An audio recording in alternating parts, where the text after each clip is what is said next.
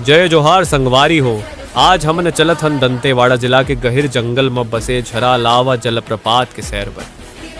दंतेवाड़ा ले लगभग 25 किलोमीटर दूर बैलाडीला पहाड़ी मन ये सुंदर जलप्रपात ला देखे बर मन खेलत जंगल के ऊबड़ खाबड़ रास्ता पार करना पड़ते। झरा लावा जलप्रपात ले अब तक बहुत कम लोग परिचित हैं।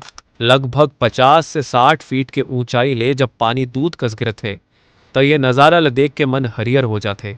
बरसात के समय मन तो ये जलप्रपात के रूप और पड़ जाते। अगर तुमने घुमैया हव और सुकून बर बढ़िया जगह खोजता हो तो झरा लावा जलप्रपात जरूर घूम के देखो। छत्तीसगढ़ के हर ठुर में एक नई कहानी, एक नई सुंदरता छुपे हवे। एखर संग जुड़व और अपन छत्तीसगढ़ ल जानव। जय जोहार, जय छत्तीसगढ़।